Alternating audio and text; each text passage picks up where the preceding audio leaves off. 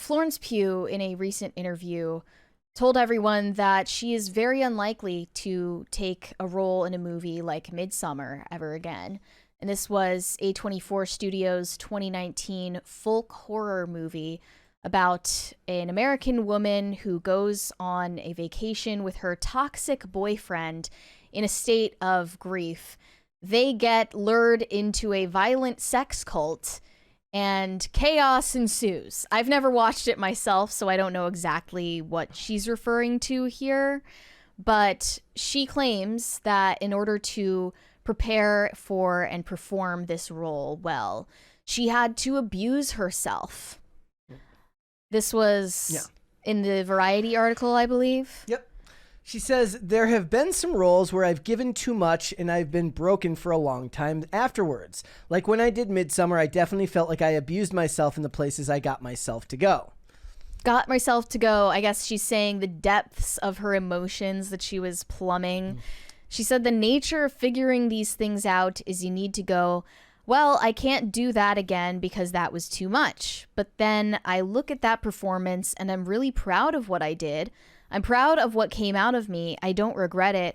But there's definitely things that you have to respect about yourself. That's actually the antithesis of being an actor, is having self-respect, because it's not about you. It's about minimizing yourself and becoming someone else. You have to disassociate from who you are and become someone entirely different. Right. And then you have to learn to kind of take the mask off, put it back on, take the mask off, put it back on. Probably why you've pointed out several times why acting can be so dangerous for children. Yeah, especially if they're playing multiple different characters in a way that they're almost creating new personalities. She continued, I wouldn't say all of it was pleasurable, and it shouldn't be. Why would making a movie like that be pleasurable? She said in a different interview last year that she had never played anyone that was in that much pain until she played Danny in Midsommar. I would put myself in really shitty situations that maybe other actors don't need to do, but I would just be imagining the worst things. Each day, the content would be getting more weird and harder to do. I was putting things in my head that were getting worse and more bleak. I think by the end, I probably most definitely abused my own self in order to get that performance. And then she also said in a different interview that she felt like she was abandoning the character she played when she traveled away from set in Sweden, in rural Sweden, I assume. So she created this entirely fictional person in her head and then felt sympathy for it. That just sounds like a perfect explanation for why actors are so mentally unstable. Yeah. For the ones that choose to do roles like that put them in a particularly emotional spot. We did talk about, did we ever have the conversation about Ryan Gosling saying that he decided to get away from roles like that? Yeah, this was just last year, back in May, that Ryan Gosling said he doesn't take on dark roles anymore out of consideration for his family and the state of mind that he has to give to his wife and children. He said in an interview with the Wall Street Journal, I don't really take roles that are going to put me in some kind of dark place. This moment is what I feel like trying to read the room at home and feel like what is going to be the best for all of us. The best decisions I make them with Eva Mendes, his wife, and we make them with our family in mind first. Yeah. So obviously the last role that we remember from him is Ken, and that was not going to put him in a dark place. I don't think there's anything traumatic about that. But when that headline came out, you said complimentary things about his decision, and yet when the Florence Pugh headline comes out that says almost the same exact thing, you don't take so well to it. I don't know. I can't imagine why. I said there might be some inherent sexism there that I did not fully process, but I think more apt to say that what he decided regarding his family plays a part in it. She's not really referencing family here. Do whatever you have to for the benefit of your own mental health so that you can have a more lengthy career, I suppose. But I just, that might have been my own bias sneaking in there. But Florence Pugh fully is admit that. Uniquely annoying and also less talented than Ryan Gosling, so she gets less leeway. Yeah. I think movies like Midsummer are evil, personally. Okay. I'm aware that you're just not a fan of that type of art, right? It makes total sense to me that Florence Pugh or any of the actors in a movie like Midsummer would walk away from it feeling like there was just this dark cloud over them. Like some dark spiritual energy was attached to them after they were in these movies. And I know the director, Ari Aster, was also responsible for Hereditary, another A24 horror movie that I deeply regret watching. And after I watched that movie, I felt this feeling like I was being watched. And I believe that I was. If you think I'm crazy for saying that, fine. Do you mean like spiritually? Yes, yeah. Okay. Absolutely. I think that unbeknownst to a lot of viewers, movies like those, specifically directed by that one director, Ari Aster, but many others as well, these movies can be cursed. Do you want to explain?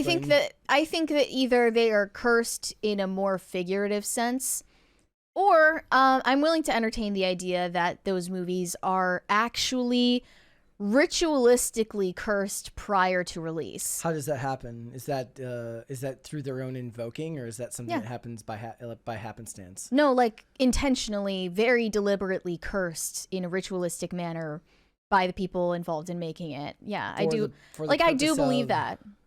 For the purpose of spiritually damaging the people who watch it. And so you think that it's of malicious intent from the people creating it? Yes, in a completely malicious way. Even if you go to see the movie with completely innocent intentions, unbeknownst to you, you could be watching material that is cursed for your...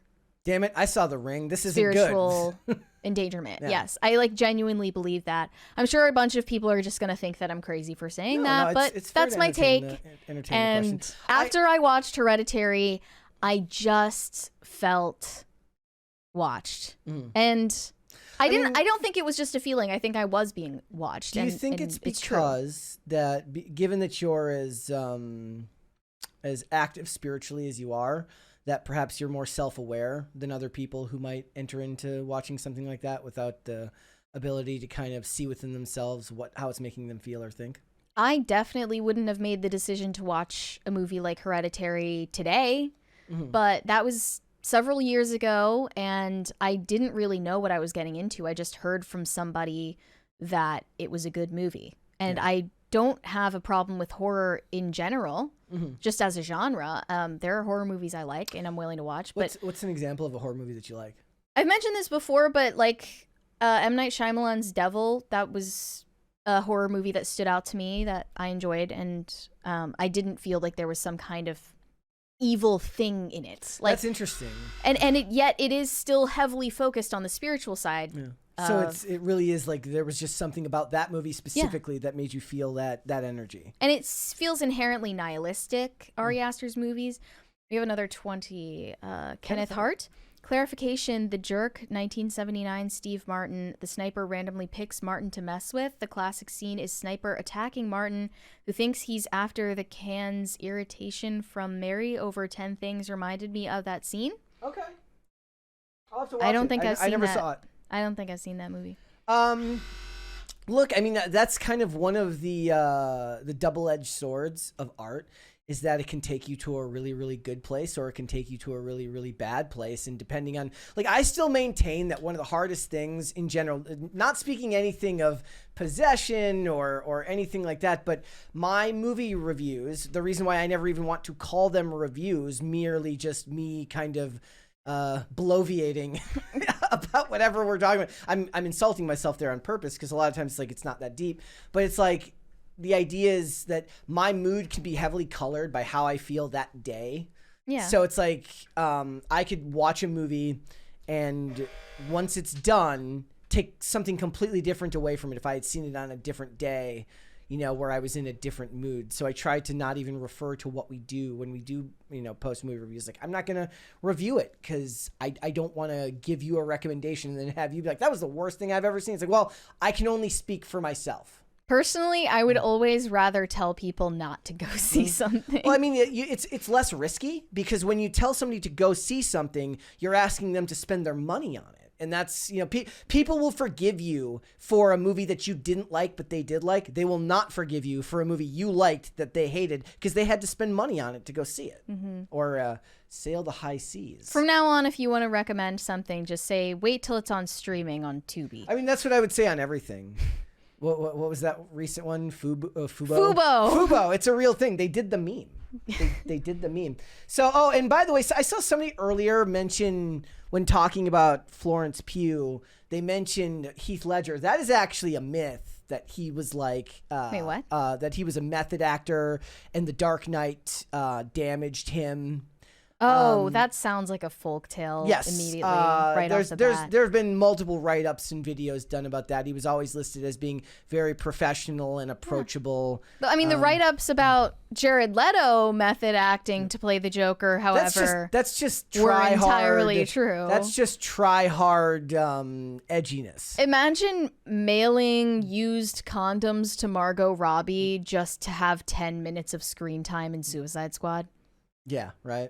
All that. Hope it was worth it, bro. Thanks for watching. Listen to full episodes of Pop Culture Crisis on Spotify. Keep up with us on social media and make sure you subscribe and ring that bell so you never miss the show. Bye, guys.